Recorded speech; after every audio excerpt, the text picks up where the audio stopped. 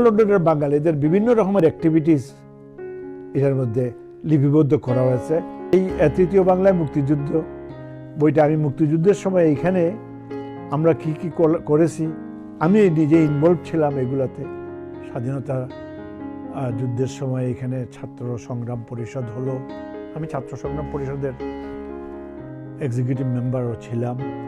বাংলাদেশে যেভাবে মরণপণ আন্দোলন শুরু করেছে ছাত্র জনতা, ইংল্যান্ডেও তাই আমরা শুরু করেছিলাম।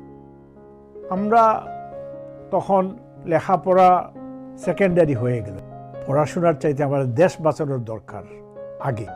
এইখানে যুদ্ধকে বাংলাদেশের মানুষকে সাহায্য করার জন্যে যতটুকু করা সম্ভব সবই আমরা করেছি। যারা কাজে টাজে থাকতেন তাদেরও ধরে বান্ধে পিটাপিটি করেছে। আমাদের ছেলেরা মনে করলো যে এই রকম যদি হয় একটার পর একটা আমাদের ইয়াং ছেলেদেরও ধরে পিটানো শুরু করে, উই হ্যাভ টু রেজিস্ট। তো এই যে রেজিস্ট্যান্স মুভমেন্টের শুরু করলো, এইটা আস্তে আস্তে দানা বাঁধলো। কিন্তু 78-এর আলতাওয়ালি হত্যার পর থেকে এটা একেবারে ভীষণভাবে নাড়া দিল। তখন চেষ্টা করলো যে এটাকে ডিফিউজ করা যায়। তো আমাদের এই এলাকা ছেড়ে মানুষ চলে যাচ্ছে, ব্রিকলেন আর ব্রিকলেন থাকবে না, বাংলা টাউনও থাকবে না যদি মানুষই না আসে। ইন দ্য নেম অফ বৈশাখী মেলা আমরা এদের আনবো। 7 দিন ব্যাপী আমরা নজরুল ফেস্টিভ্যাল করেছিলাম। ওই 7 দিনে বইয়ের বিক্রি অনেক 10-এর উপরে হয়েছিল, 10,000-এর উপরেই কালেক্ট করেছিল।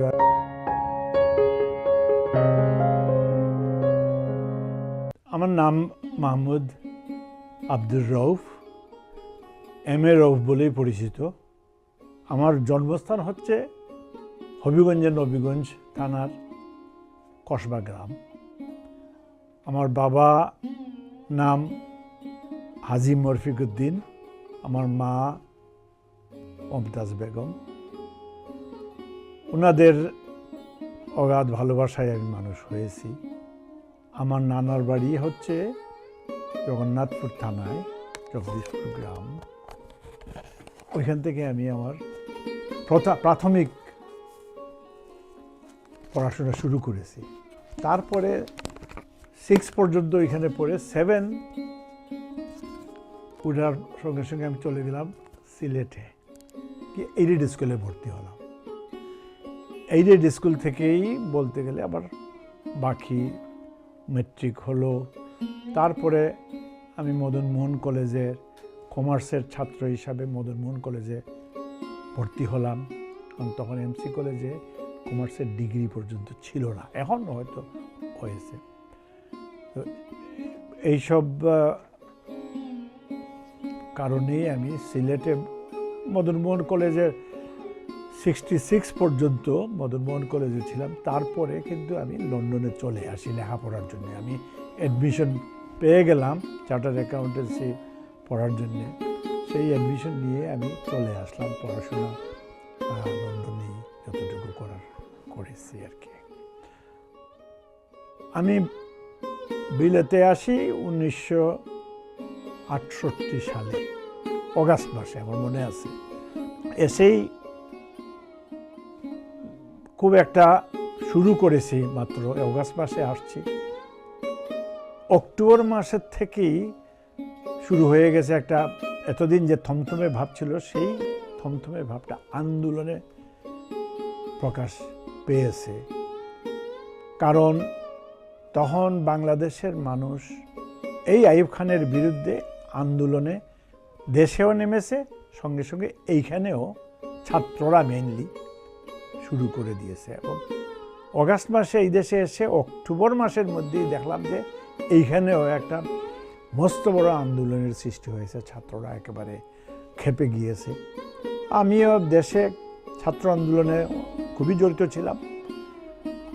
আমি প্রগতিশীল ছাত্র রাজনীতি করতাম। এইখানেও এসো দেখলাম অনেক জানাশোনাও আছে, বন্ধুবান্ধব যারা একই ধরনের রাজনীতিতে বিশ্বাসী তারাও আন্দোলনে আছে, তাদের সাথে শরিক হয়ে গেলাম। এরপরের থেকে তো বাংলাদেশে যেভাবে মরণপণ আন্দোলন শুরু করেছে ছাত্র জনতা, ইংল্যান্ডেও তাই আমরা শুরু করেছিলাম। কারণ এটা একটা পেন্ডুলাম সিস্টেমের মতো কাজ করতো। বাংলাদেশের যাই হয়, লন্ডনের যে একটা ছোটোখাটো কমিউনিটি থাকলেও এখানে এসেও তার যে টানত, এটার খুব একটা মনে হতো যে এইখানেও শুরু হয়ে গেছে বা শুরু হবে। তো তাই হয়েছিল। একটানা অনেক দিন আন্দোলন করার পরে তো আইয়ুব খান চলে গেল, এহিয়া খান আসলো। এহিয়া খান এসে চেষ্টা করলো এই আন্দোলনটাকে একটু ডিফিউজ করতে পারে কিনা। সে এসেই বলল যে আমি 2 বছরের মধ্যে তো ইলেকশন দেব। তো দিয়েছিল ঠিকই। ইলেকশনের 70-তে ইলেকশন হলো। ইলেকশন হয়ে বাঙালির জয় হলো। সেই জয় তারা স্বীকার করতে রাজি হলো না। তারপরে দেশের মানুষ, ছাত্র জনতা বুঝতে পারলো তাদের উদ্দেশ্য। সেই 26শে মার্চের রাত্রে কি হলো আমরা জানি। লক্ষ লক্ষ মানুষ মারা গেল রাস্তাঘাটে।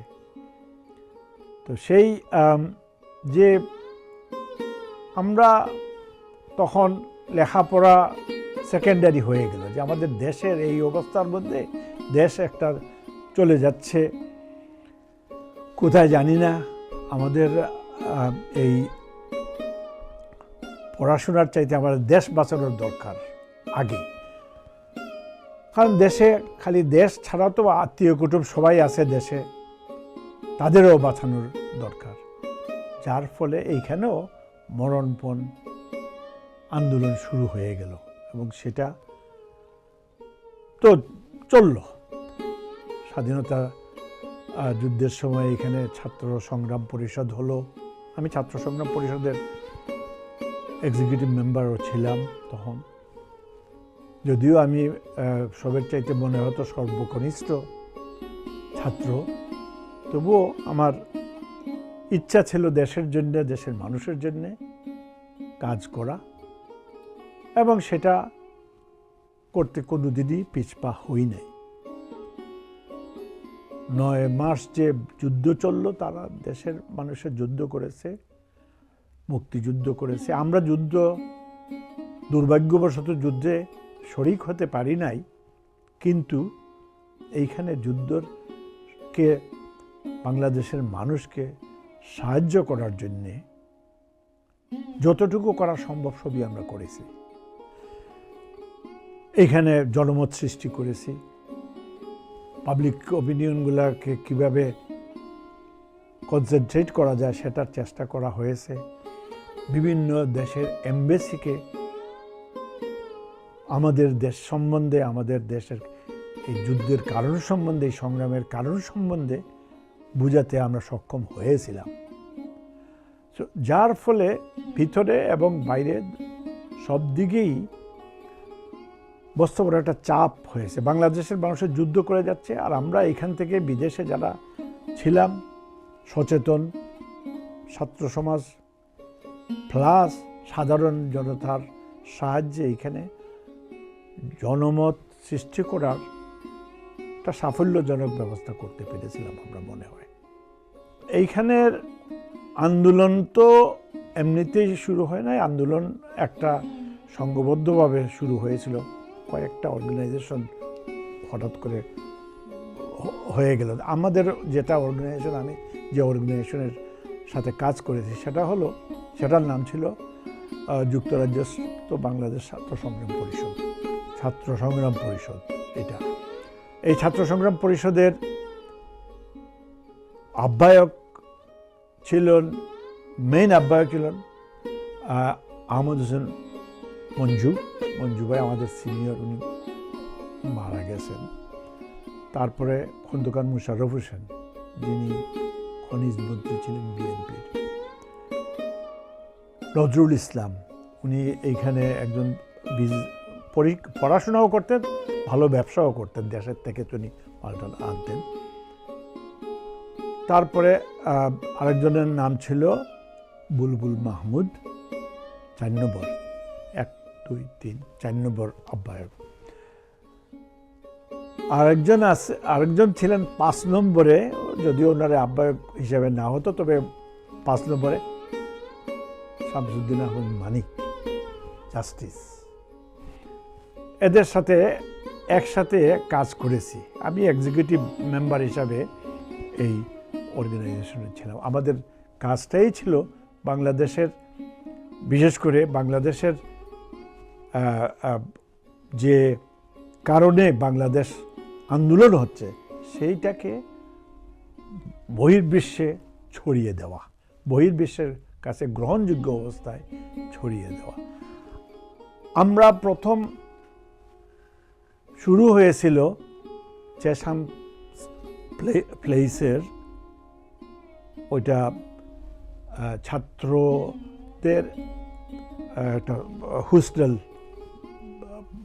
পাকিস্তানি ছাত্রদের হোস্টেল হিসেবে, এটা এমবেসির কাছে ছিল, এখনও তো আছে।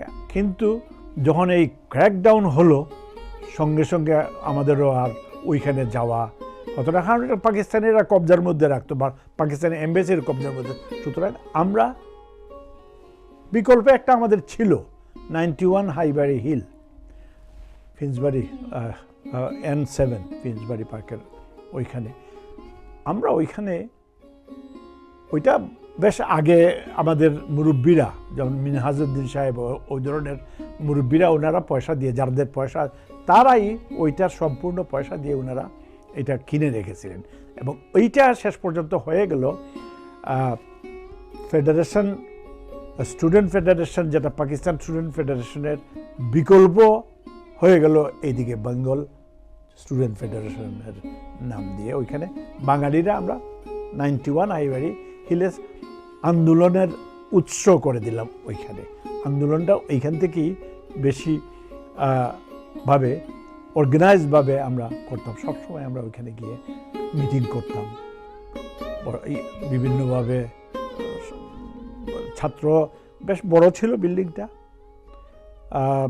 উপরে কিছু ছাত্র থাকার ব্যবস্থাও ছিল, যারা কিছু কিছু পয়সা টয়সা দিয়ে ওইটার খরচ টরচ চালাতো আর কি। বাংলাদেশ আন্দোলনের সময় লন্ডনে কেন্দ্রীয়ভাবে 4টা বড় বড় বলতে পারেন অর্গানাইজেশন ছিল। একটা হলো বাংলাদেশ ছাত্র সংগ্রাম পরিষদ, তারপর মহিলা পরিষদ, স্টিয়ারিং কমিটি, আর কালচারাল দিক দিয়ে ছিল আমাদের গণসাংস্কৃতিক সংসদ। গণসাংস্কৃতিক সংসদ একটা সাকসেসফুল অনুষ্ঠান তৈরি করেছিল, অস্ত্র হাতে তুলে নাও।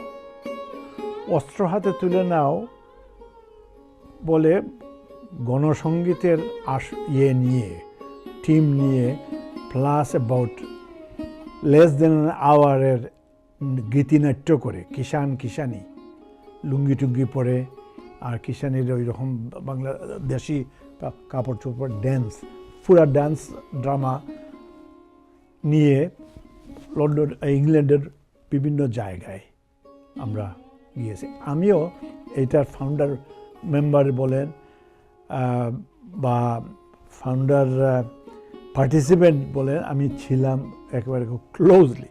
আমাদের স্টুডেন্ট কমিটি যেটা ছিল, স্টুডেন্ট কমিটি হেল্প করেছিল এই অর্গানাইজেশনটাকে দাঁড় করানোর জন্যে। কারণ এটা মেইনলি, ওইটার প্রেসিডেন্ট ছিলেন এনামুল হক, উনি এইখানে পিএইচডি পড়তে আসছিলেন। সেক্রেটারি উনি মুন্নির রহমান। এবং আমরা বিভিন্ন অনুষ্ঠান রিহার্সাল দেওয়ার জন্যে মুন্নির রহমানের 59 স্ট্যাবিস্টক প্লেস, ওই সেন্ট্রাল লন্ডনে হোবনের কাছাকাছি একটা জায়গাতে আমরা যেতাম। তখন এমন অবস্থা ছিল, ওই গীতিনাট্যটা বা গণসঙ্গীতের আসরটা প্রডিউস করার জন্য আমাদের যে একটা রিহার্সেল সামান্যভাবে দেওয়ার প্রয়োজন, সেটা দেওয়ার জায়গা ছিল না।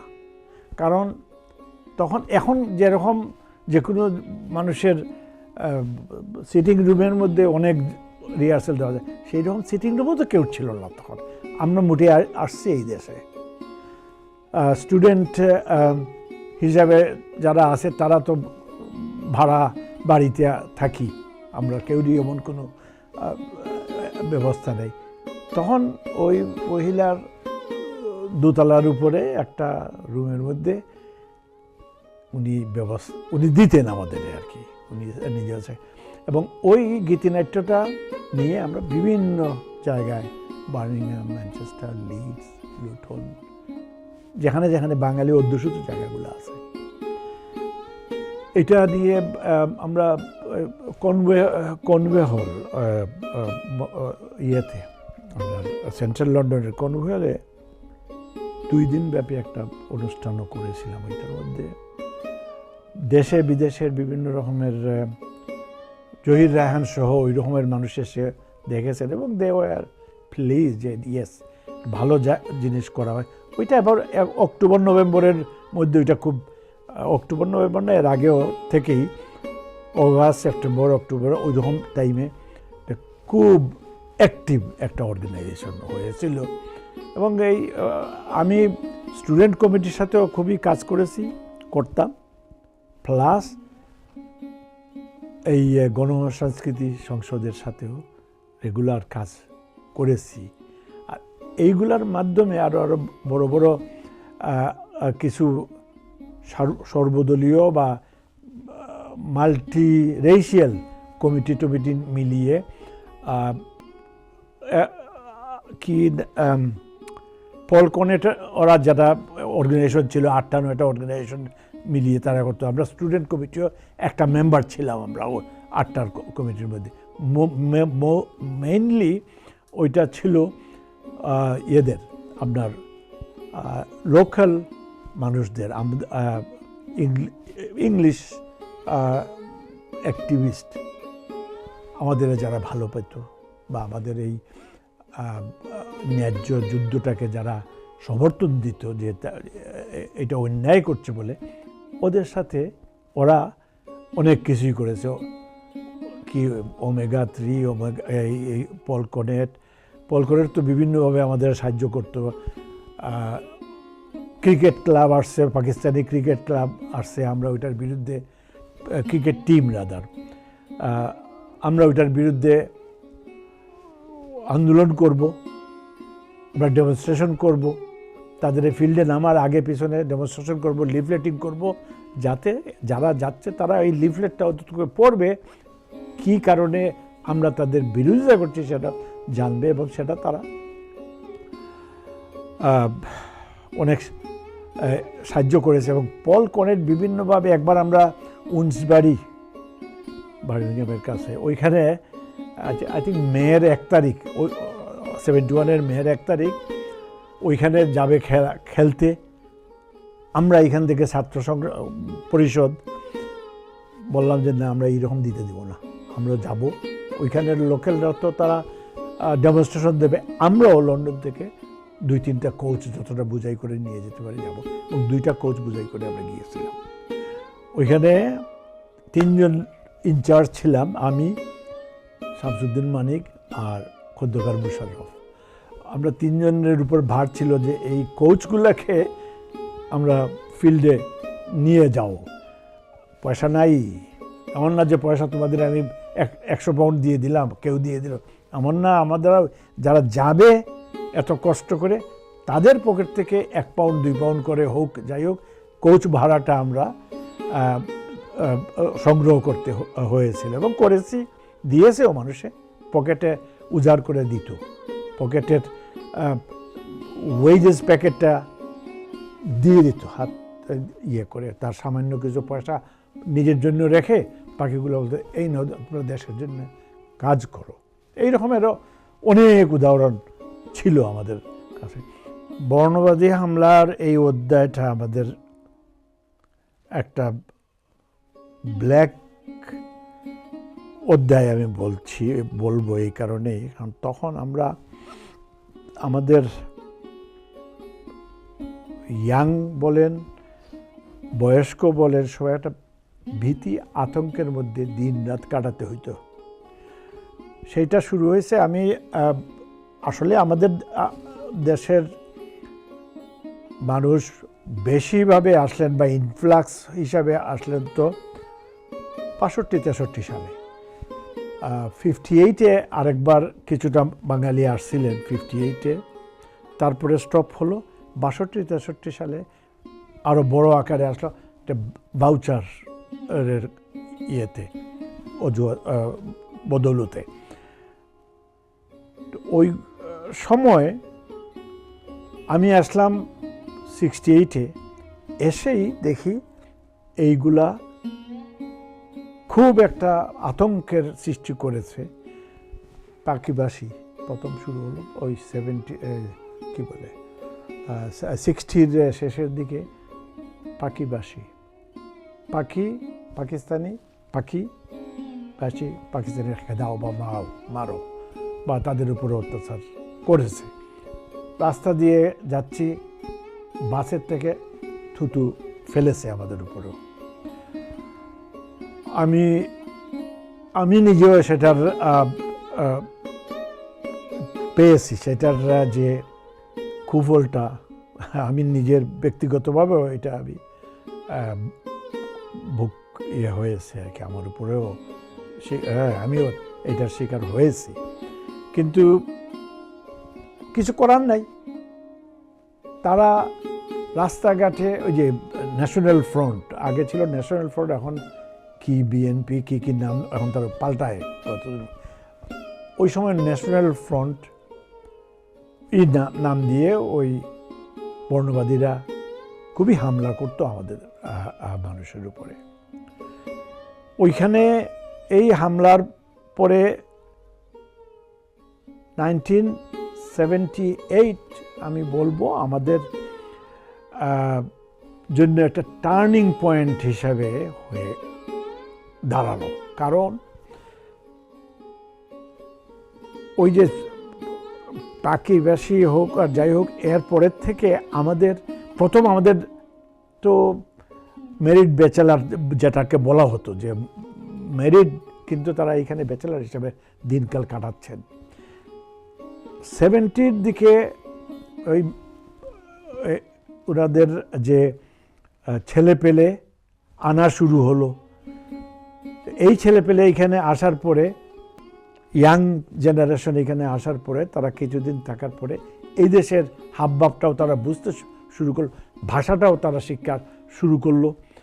এরপরের থেকে তারাও অর্গানাইজ হতে শুরু হলো।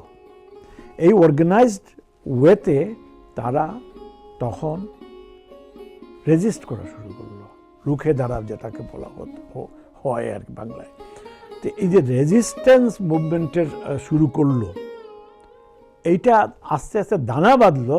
কিন্তু 78-এর আলতাওয়ালি হত্যার পর থেকে এটা একেবারে ভীষণভাবে নাড়া দিল তাদের এই ন্যাশনাল ফ্রন্ট।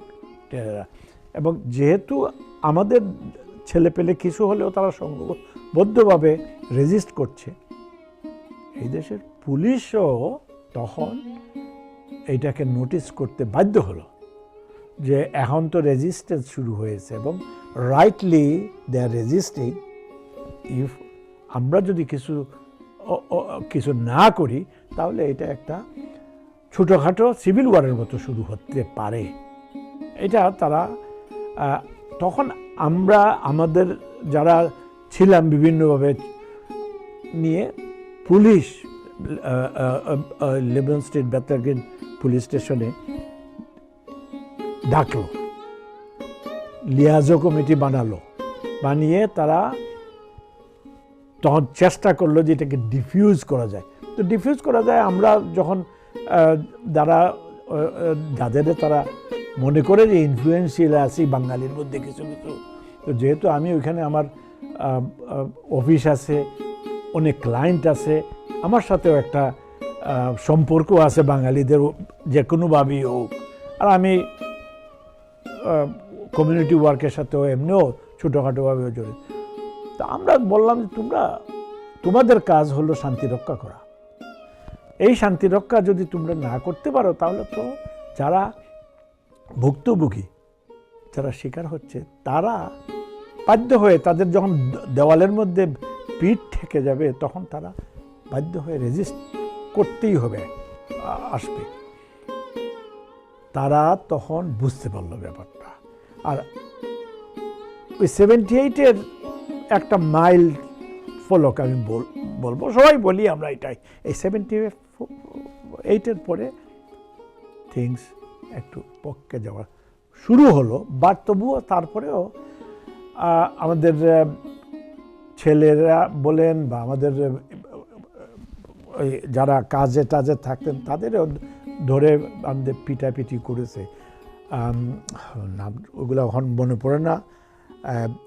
ইসাক আলী, আলতাফ আলী, ইসাক আলী, এরা তো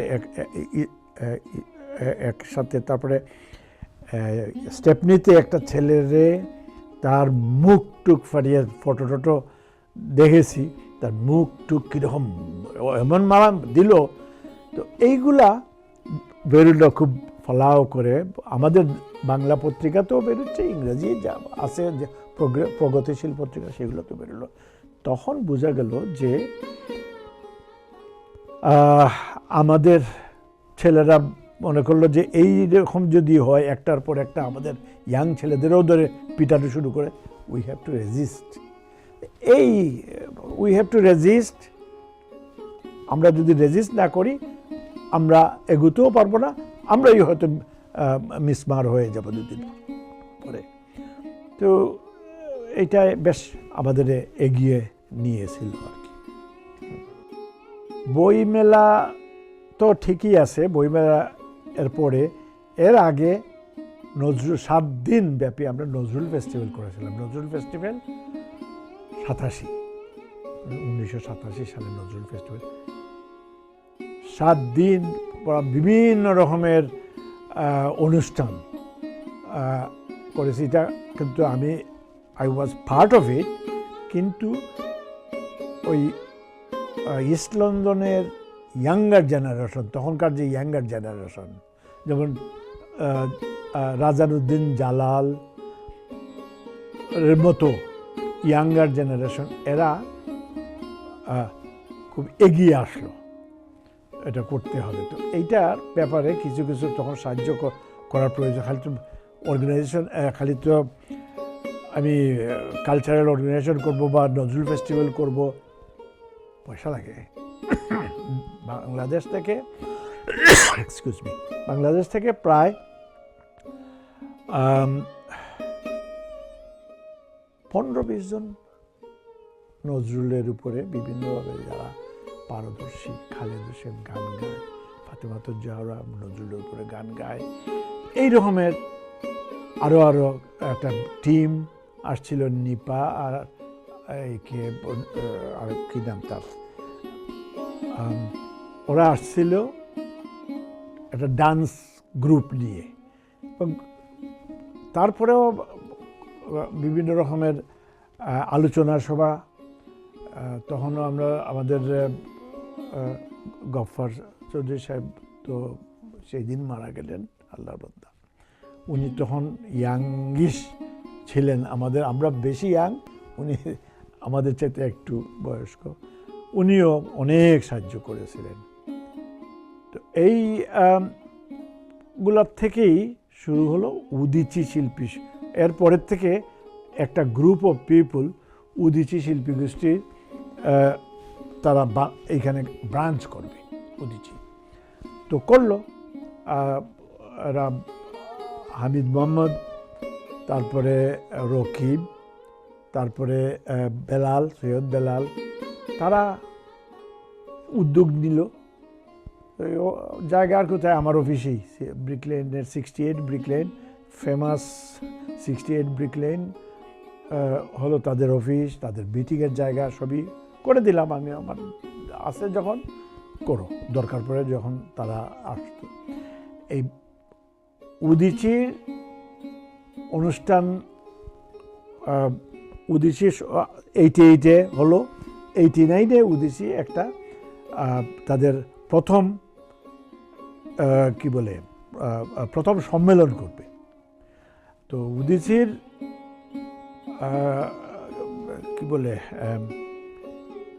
উপদেষ্টা, প্রথম থেকেই তারা উপদেষ্টা, বাইদা ভাই এখনো আমারও তারা উপদেষ্টা হিসাবে রাখছে আর কি। তো এই উদীচীর প্রথম সম্মেলন উপলক্ষে তারা যোগাযোগ করলাম, আমিও মফিদুল হক ক্লোজ মানুষ, যোগাযোগ করলাম। তো মফিদুল হককে বললো যে আমি বই নিয়ে আসবো। অনেক বই আনলো, বড় বড় গাঁটটি বেঁধে নিয়ে আসলো, এবং প্রগতিশীল বই, বিভিন্ন ধরনের বই, ধর্মীয় বইও কিছু কিছু ছিল। 7 দিন আই থিঙ্ক বিকাল 2টা থেকে রাত 7টা পর্যন্ত খোলা থাকতো এই ডেভেনান্স সেন্টার। এখন বোধহয় ডেভেনান্স সেন্টারে কোনো অ্যাক্টিভিটিস নাই। তখন ওই ডেভেনান্স সেন্টারের ম্যানেজমেন্ট কমিটির চেয়ারম্যান হ্যাপেন টু বি আমি, যার ফলে ওইটারেও ফ্রি নিয়ে আসলাম। আমার কেউ ফ্রি তো দিত না, হল এত বড় হল, ওইটা একটু কমিটিরে বুঝাইয়া তারা ঠিক আছে 1 সপ্তাহের জন্য এটা একটা কমিউনিটির ভালো একটা ব্যাপার দিয়ে দিলাম। তো যেহেতু আমি ছিলাম এক্সিকিউটিভ কমিটিতে ভালো পজিশনে পেয়ে গেলাম, তাহলে এই হলটা করতে তো অনেক পয়সা লাগে, বা 1 সপ্তাহের জন্য ভাড়া 1 পয়সা তারা নিল না। তো এইগুলা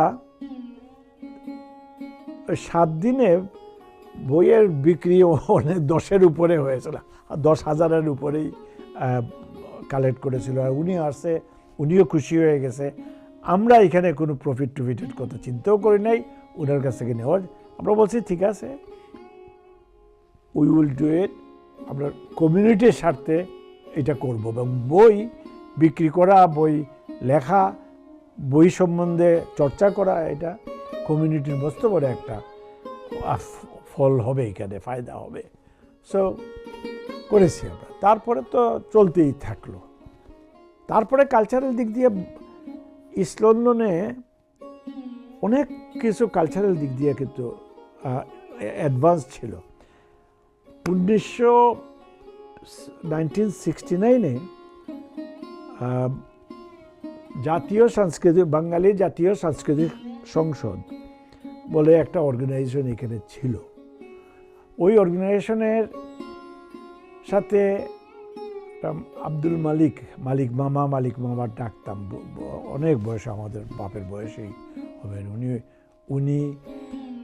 উনার একটা কানেকশন ছিল কি, লোকাল এমপি, লোকাল মেয়র, এদের সাথে উনার একটা উঠা বসা। লেখাপড়া উনি খুব বেশি জানতেন না, বাট উনার কানেকশনটা ভালো ছিল। আমরা মামা বলতে ডাকতাম। আল্লাহর মধ্যে আল্লাহ বেশ নসিব করুক। উনি সবাইকে নিয়ে এসে আমাদের কোনো অনুষ্ঠান হলে পরে স্টেজে তুলে ওনাদের দিয়ে বক্তৃতা দেওয়াইতে আর কি। এইগুলা হেল্প করতো, যে এই যে অ্যাক্টিভিটিসগুলো তারা যদি কোনো আমাদের দরকার পড়ে, তো ওনারা যদি একটু রিকমেন্ড করে আমাদের অনেক কাজ হয়ে যেত। কিন্তু আমরা যেটা 1000 পাউন্ড দিয়ে করাতে পারবো না, তাদের একটা রিকমেন্ডেশন এটা সম্ভব হয়, এখনও হয়। তো 1969-এ প্রথম আমি ওইটার সাথে ইনভলভ হই, বাঙালি জাতীয় সাংস্কৃতিক সংস্থা। ওই অর্গানাইজেশন অনেক দিন কালচারাল দিকটা, তখন আমাদের যে দেশের থেকে বাঙালিরা আসছে, এরা তখনও ওইসব ব্যাপারে অত অগ্রগামী না। তারা তখন আসছে নিজেদের বিভিন্ন ধান্দায় ব্যস্ত, কালচারের থেকে বর্ণবাদ্রা সরানোর দিকেও ব্যস্ত। আর ওই সময় কিছু ইন্ডিয়ান, তো শিশির দত্ত আমাদের সেক্রেটারি ছিল, উনি ইন্ডিয়ান তারপরে অমর বোস ছিল আরেকজন। অমর বোস হলো উনি ইন্ডিয়ান, কিন্তু আমাদের দেশি মানুষের সাথে থাকতো। ওই স্টেপনিতে ওনার বাসা ছিল। উনি সিরাজউদ্দৌলা নাটক বহু আগে ওই সময়ই 69-70 দিকে সিরাজউদ্দৌলা নাটক করেছিল। ইন্ডিয়ার থেকে উনি কস্টিউম নিয়ে আসছিল, আমরা পার্টিসিপেট করেছিলাম ছোটোখাটো রোলে। তো এইগুলা এগিয়ে নিয়েছিল। তারপরে আস্তে আস্তে ওই ইয়াঙ্গার জেনারেশন সম্পৃক্ত হওয়া শুরু হলো। কারণ ওইখানে মার্ডেল স্ট্রিটে একটা এশিয়ান স্টাডি সেন্টার নাম দিয়েছিল, একটা সেন্টার ছিল। ওই স্টাডি সেন্টারে বাংলা ক্লাস, কালচারাল ক্লাস, গানের ক্লাস, নাটকের ক্লাস এইরকম দিয়ে গভর্নমেন্টের কাউন্সিলের কাছ থেকে ওরা কিছু পয়সা পেত। আমার 10 ঘন্টা দিয়ে দেও সপ্তাহে, এই 10 ঘন্টায় আমি বাংলা ক্লাস নেব বা কালচারাল কোনো নেব বা অ্যাক্টিং শেখানো নেব, ওইগুলা দিয়ে বেশ এগিয়েছিল। তো এইগুলা হলো মানে অনেক আগের কালচার। যখন লোকাল হিমাংশু গোস্বামী এই দেশে তখনও আসেন নাই, বা ওইরকম অনেকেই যারা আজকের নাম ডাকে তারা ভালো মানুষ, আমি তাদের সাথে খুব খাতির আছে আমার। তখন ওই এর থেকে বেছে বেছে বাইট করতে হতো 1-2 করে, যে কারা গান গাইতে পারে, তারা অ্যাক্টিং করতে পারে। এইভাবে আমাদের কালচারাল লাইফটা এগিয়েছিল। কালচারাল লাইফ, বই মেলা টই মেলা কিন্তু আমাদের বৃহত্তর কালচারের অংশ, এবং সেই কালচারগুলো আমি একভাবে দেখি, সবগুলো আমি সেপারেটভাবে দেখি না। এইগুলোর ব্যাপারে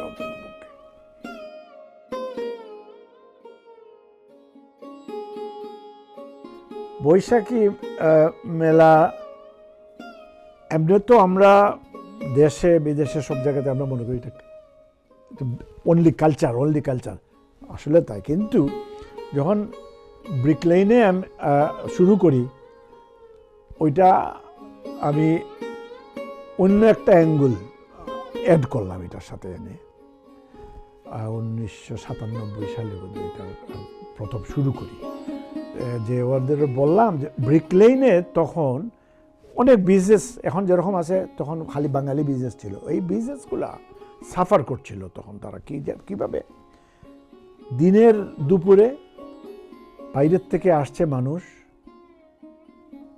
কেউ এসে দিনের দুপুরে রাস্তার মধ্যে নাইফ ধরে বলছে পয়সা কি আছে দিয়ে দাও, এই রকমের ঘটনা। তারপর প্রস্টিটিউট দিনের দুপুরে ব্রিক লেনের মধ্যে হেঁটে বেড়াচ্ছে, এই রকমের অসামাজিক কাজ আরও ছিল। যার ফলে কি হচ্ছিল, ব্রিক লেন থেকে মানুষ যখন এই রাহাজানে বাইরের থেকে আসছে একজন, তারে যদি নাইফিং করার চেষ্টা করে, আরেকদিন আসবে না। যার ফলে অ্যাকচুয়ালি ব্রিক লেন ওয়াজ ক্লিয়ার, মানুষ আসতো না, আসা বন্ধ করে দিয়েছিল। তখন ওই বিজনেসম্যানরাই ধরলো, আমরা ব্রিক লেন বিজনেস অ্যাসোসিয়েশন হয় ওই কারণে। ব্রিক লেন বিজনেস অ্যাসোসিয়েশন 1995-এ ওই সব বিজনেসম্যানরা বললো যে আমরা তো এখন ব্যবসা ছেড়ে চলে যেতে হবে, এই রকমের অসামাজিক কাজ চলছে, পুলিশও আমাদের সাহায্য করছে না, কাউন্সিলও সাহায্য করছে না, আমরা কথা বলতে পারি না বলে, আমাদের আওয়াজ কম। তখনই আমি ইনিশিয়েটিভ নিয়েই বললাম যে ঠিক আছে, আমরা একটা অর্গানাইজেশন করে আমরা এই অর্গানাইজেশনের মাধ্যমে আমরা বিভিন্ন ইয়েদের ধরবো, অথরিটিকে ধরবো, পুলিশকে বলবো তোমার কাজ এটা কেন করছো না, কাউন্সিলকে বলবো যে তোমাদের এরিয়ার এটা তোমরা কেন, লাইক দ্যাট। তো ওইটা অর্গানাইজেশন করে উইদিন ফিউ মান্থস আমরা সবাই অর্গানাইজ করলাম, লিফলেট বানালাম যে এই দুর্নীতি চলছে, এই কাজ হচ্ছে, আমাদের ব্যবসা নষ্ট হয়ে যাচ্ছে, তোমরা করো। তো তখন অ্যাকচুয়ালি সাহায্য পুলিশ একদিন একটা বড় রেস্টুরেন্টের মধ্যে বড় একটা দাওয়াত দিলাম সবাইকে, পুলিশ, শেষ কর্তা, কাউন্সিলের লিডার, এই রকমের দেখে প্লাস আমাদের ডেকে এনে তাদের বললাম যে these are the things happening, what are you going to do? Either you say that you go away from here, all the business people, or you have to push the naughty people away from this area. তো কাজ দিয়েছিল। However এখন এটা short করে বলি যে তখন আসলো কি 97-এ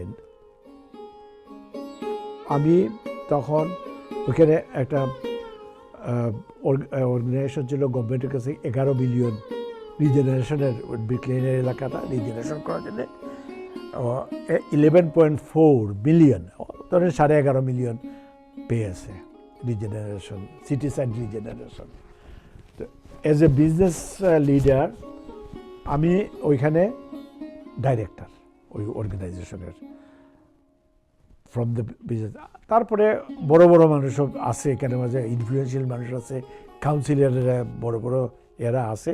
তো অ্যাবাউট 15 জনের মধ্যে আমিও একজন। আমি তখন একটা বানালাম, প্ল্যান বানালাম যে আমাদের এখানে আমার মস্ত বড় সাহায্য করেছিল আনসার আহমদুল্লাহ। তারপরে আরও লোকাল আসিল, এই কি বলে আমাদের দিলুনা সেটারা, আমি ডাকলাম ওদের যে এসো একটু আমার অফিসেই ডাকলাম। দেখি দিজ আর দ্য প্ল্যান, আমাদের এই এলাকা ছেড়ে মানুষ চলে যাচ্ছে, ব্রিকলেন আর ব্রিকলেন থাকবে না, বাংলা টাউনও থাকবে না যদি মানুষই না আসে, কাস্টমার না আসলে পরে এই দোকানগুলো চলবে কেমন করে। তো আমরা মানুষ আনার ব্যবস্থা করতে হবে। তো আমি বললাম যে আছে আমরা সামনের দিয়ে বৈশাখী মেলার দিন আসছে, আমরা ওয়াই নট ডু এ বৈশাখী মেলাতে বাংলাদেশি জিনিসপত্র আসবে, পিঠা বানাও, এই বানাও, সেই বানাও, বিভিন্ন রকমের ছেলেপেলের থাকবে। তো ওয়াই নট ডু ইট। তো দেখা গেল যে আমরা হলো আমাদের 18,000 পাউন্ড, 18,000 পাউন্ড লাগবে আমাদের খরচ একটা স্টেজ করতে। তো তাদের বললাম, অথরিটি কাউন্সিলকে দিলাম যে এই লাগে আমার, এইভাবে এত বাজেট। সিটি সাইড রিজেনারেশন যেটা অর্গানাইজেশন, যাদের পয়সা আছে 11 মিলিয়ন পেয়েছে এই এলাকাটাকে ডেভেলপ করার জন্য, এই এলাকার আমরা পার্ট অফ দিস এরিয়া, আমাদেরও পয়সা দিতে হবে তোমাদের। তখন ওই করলাম, তাদেরও এই বাজেট দিলাম। আর উদ্দেশ্যটা তাদের খালি বাজেট দিলে হবে না, what is your intention? Yes, আমাদের ইন্টেনশন দুইটা, একটা হলো বাঙালি কালচার, আর দুই নম্বর হলো bring people here to patronize the shops and businesses. মানুষ বাইরের থেকে মানুষ না আসলে পরে মানুষ ভয় পেয়ে গেছে, আসে না। ওই ইন দ্য নেম অফ বৈশাখী মেলা আমরা এদের আনবো। আর একবার আসলে পরে 10% পিপুলও যদি যারা আসে, 10% পিপুল যদি ফিরে আসে, আসলো তো আমাদের। তো আমাদের প্ল্যান, আমাদের টার্গেট হলো যে ম্যাক্সিমাম যদি 5,000 মানুষ এসে যায় বৈশাখী মেলাতে, আর ওরা চায় মহিলারও আসো, খালি তো ছেলেদের বাজার যাতে না হয়, মেলাটা খালি ছেলেরা, তো মহিলা আসবে, ছেলে পেলে আসবে, এই ধরনের হবে। অ্যাবাউট যদি 100 অনেক মহিলা আসে দল বেঁধে দেখা যাবে যে অনেক আসছে। ওই মেলা তখন 97 or 98 মে মাসে করলাম, যদিও এপ্রিল মাসে হওয়ার কথা, 14 এপ্রিল। এইটার প্র্যাকটিক্যাল কারণ হলো যে ওই সময় বৃষ্টি থাকে, আর বৃষ্টি যদি হয় বৈশাখী মেলা হবে না, মানুষ আসবেই না। রাইট, তো ওইটারে নিয়ে গেলাম মে মাসের 10 তারিখ না 9 তারিখে, ওইখানে লিফলেটের মধ্যে লেখা আছে। ওই কারণে তো এমনভাবে তখন আমি বলবো আমাদের বাংলা পেপার, তখন জনমত খালি পেপারই ছিল, অন্য কিছু ছিল না। বাংলা পেপারে অনেক সাহায্য করেছিল, যা তাদের যেভাবে যা করতে দিয়েছি, লিফলেট বলি এইসব তারা ছাপিয়েছে, এবং সেই কারণে প্রচার হয়েছে, ইনর্মাস প্রচার। সবাই এখানে একটা ইন্টারেস্ট জাগাইছিল আমাকে। প্রথম বছরই দেখা গেল আমরা বলছিলাম যে 5,000 হলে পরে উই আর হ্যাপি, 25,000-এর উপরে হইল। একবারে ব্রিক লেনের আসলে খুব মানুষ। এরপরে তো প্রত্যেক বছর মানুষের জায়গা দেওয়া যেত না, মানুষের ব্রিক লেনটা তো ব্রিক লেনই, এর মধ্যে মানুষের জায়গা দেওয়া যেত। আর আমাদের বিজনেসম্যানরাও হ্যাপি, আসছে মানুষ, রেস্টুরেন্টে খাচ্ছে, ওইটা যার সবই হ্যাপি। এই একদিনে তারা অনেক ভালো একটা করে। তারপরে ওরা যেটা সবসময় বলে এখনও যারা ছিল, যে এই যে আসলো যে 25,000 মানুষ, এর মাস থেকে যদি আপনার 5,000 মানুষও ফিরে আসে আমাদের জন্য অনেক। এইভাবে এখন তারপরে তো ব্রিক লেন খালি হই শুরু হলো, ব্রিক লেনে আর কে ধরতে পারে, আরম্ভ হলো অনেক। তারপরে আমরা ভালো না, আমরা মানুষ আসে, রেস্টুরেন্টে যায়, রেস্টুরেন্টে অনেক মারামারিও হয়েছে এইসব ব্যাপারে, এতেও আর ক্ষতিও হয়েছে। ভালোভাবে কাজ করতে চেয়েছিলাম, হয়েছে, আর ক্ষতিও, তারাই ক্ষতি করতেছে, কি করা যায়। আমিও ফ্যাক্টস নিয়েই করেছি, আমি উপন্যাস লেখার চিন্তা আমি করি না, কিন্তু ফ্যাক্টস, আমার লাইফের যে ফ্যাক্টস আমি দেখে আসছি, এইগুলারে তুলে ধরার চেষ্টা করছি। এবং এটার অন্য কারণও আছে, যে অ্যাটলিস্ট এক বিন্দু হলেও আমি রেখে যাই, এক বিন্দু শিশিরের এক বিন্দু হলেও সাগরকে দিতে চাই। যে বিষয়ে লেখি সেটা যাতে মানুষের উপকৃত। একটা জিনিস তো আমি অন্তত আমার বদ্ধমূল ধারণা এটা হয়ে গেছে, যে আমরা এই দেশে একসময় আসছিলাম 60 বছর আগে, আরও আগে, জাস্ট আসছি, যাব, পয়সা রুজি করব, বউ বাচ্চাকে নিয়ে সুখে থাকব। ওইটা তো আর হয়ে উঠে নাই, অনেক কম মানুষেরই হয়ে উঠেছে ওইটা, যে আসছি, চলে যাচ্ছি, ফিরে আসবো না। না, এখন we came to stay here, we are staying here.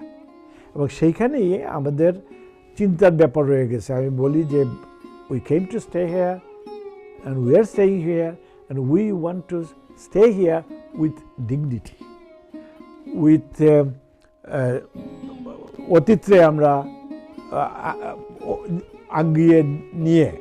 না হয় একটা জিনিস হলো কি, আজকে আমরা যারা এখন এই পর্যায়ে আসছি, আজকে 60 বছরের পরে, 50 বছরের পরে, আজকের যে ছেলেপেলে, আমাদের যে ছেলেপেলে, তারা কি হয়েছে, তারা মনে করে হয়তো করবে, যদি ওইগুলা না থাকে, এই ইতিহাস না লিখে যায়, ওই রিসার্চের তথ্যগুলা যদি না লিখে যায়, তো ওই বোধহয় ওই এখনকার যেরকম কম্পিউটারের যুগ, 50 বছর আগেও কম্পিউটার দিয়ে তারা সব কিছু করেছে, কিন্তু কম্পিউটার তখন জন্মই হয় নাই।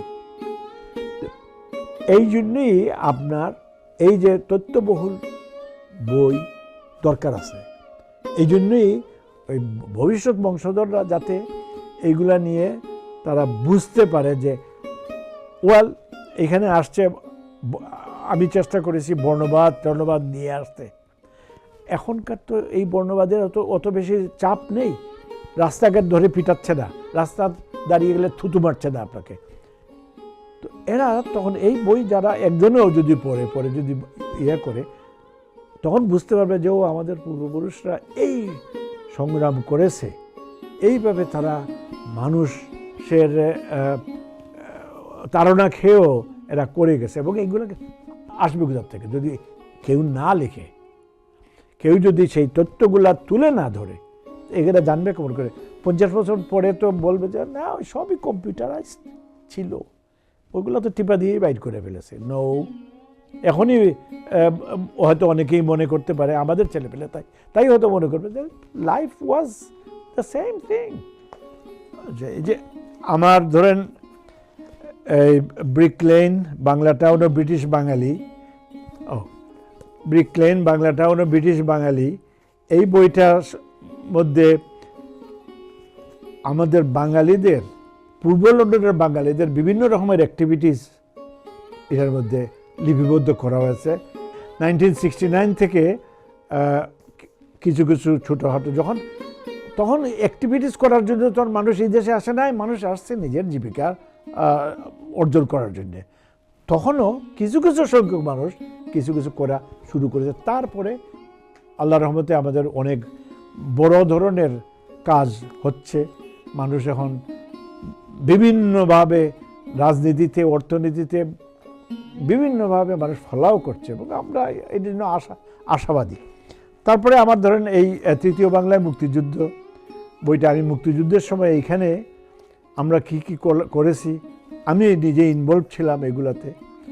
সেই ইনভলভমেন্টের মধ্যে কিছু কিছু যেগুলো আমার জানা মতে নিরপেক্ষভাবে আমি লিখে গেছি, এইগুলার থেকেও ভবিষ্যতের বংশধররা উপকৃত হবে। এমনকি এই যে ব্রিকলেন, বাংলা টাউন ও ব্রিটিশ বাঙালি বইয়ের মধ্যেও ওই অতীতের কাহিনীগুলাই লেখা। এর মধ্যে আমার ব্যক্তিগতভাবে কিছুই না, তবে আমার ইনভলভমেন্ট বহু অর্গানাইজেশনের সাথে ছিল, এগুলা এইভাবে উঠে আসছে। এইগুলা আমি আশা করব যে একদিন এই বইগুলা 50 বছর পরে হোক, 100 বছর পরে হোক, একটা রেফারেন্স হিসাবে কাজ করবে আমাদের নেক্সট জেনারেশনের।